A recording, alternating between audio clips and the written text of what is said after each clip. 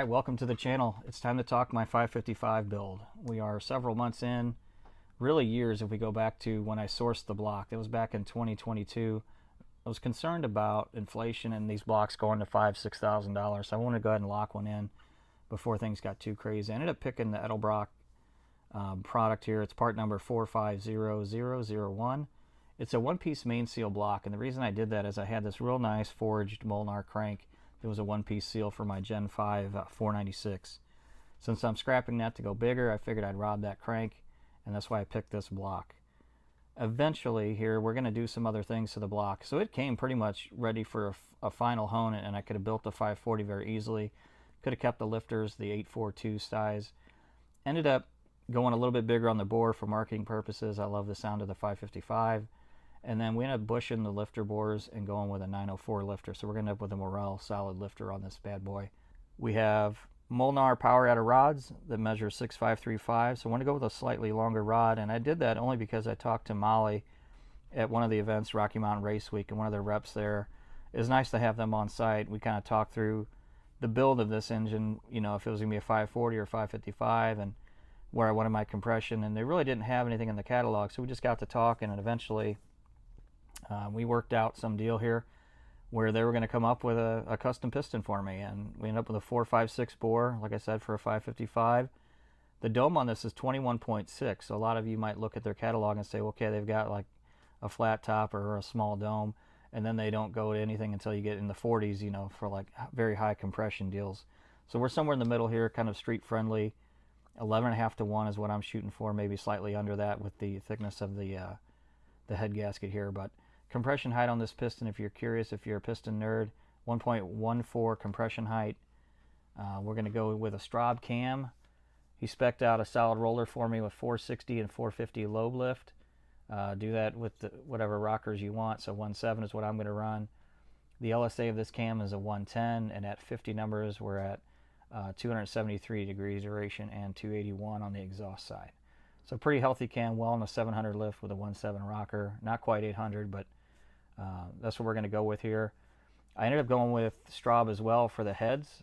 These are his Vepr 337 CNC program heads. They flow well over 400 CFM. They basically flow similar or better to the AFR 357 Magnums, but the intake port is smaller at 337 cc. So what theoretically should happen to get that air in, the velocity coming through there is going to be better for this build. Hopefully, we'll see. That could be the secret to the sauce, is the way you can get that kind of airflow number with it's a bigger valve too, though. It's a 235 valve on the intake side, so we're sucking in a lot of air through that port, and hopefully the speeds through there help this thing make some gobs of power. I was hoping for, you know, in that 1.5 to 1.7 horsepower per cubic inch, and that would put me in that 900 ballpark NA, and then we can spray, of course, my nitrous express system through the car. That's basically a wrap on the short block and some of the induction. We're going to add a Super Victor intake to this combination. We're also going to add CNS carburetors, an aerosol carburetor at 1500 CFM.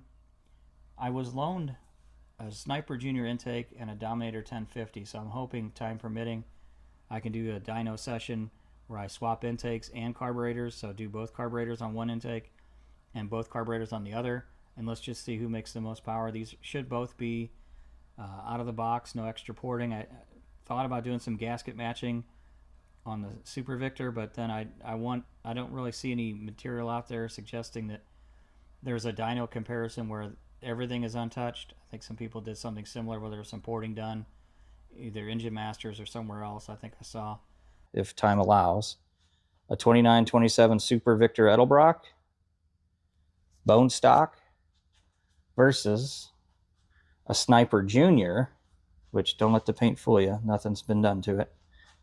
Everything here is as would come from the factory.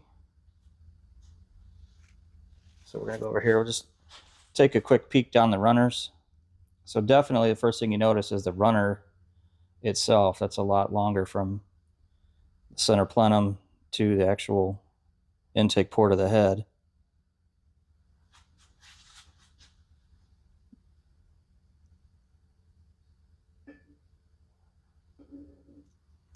But they both line up pretty well. I think I'd have to give the edge slightly because you could see in that runner there. I can get it to focus a little bit here. Let me get another view here. Let's see if we turn the light of the camera on, if that helps us any. All right. So what I would argue is that the Sniper Junior, I'm going to set it on here in a second, has a better initial match. Like there's just a little edge on that, right? If you look in this direction, it's pretty close. So that's what we're working with. We've got, again, an as cast. You can see there's a little bump on the floor there. I'll point to that hopefully in post-production. Let's get another look at it. All right, we'll take a quick look at the runners on this Sniper Junior. Just see how they run down there. If I can get this thing to focus.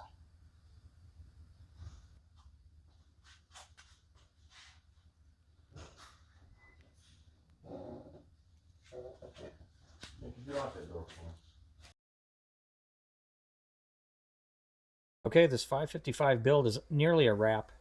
What I'd like to do is have a little fun here. I'm going to give you, the viewers, or really my subscribers. This is for the subscribers, the 1,200 plus of you out there that watch the channel religiously. I'm going to give away a t-shirt. So you can hit me up at bigblockbob_nova on Instagram. Just send me a direct message and you can buy one.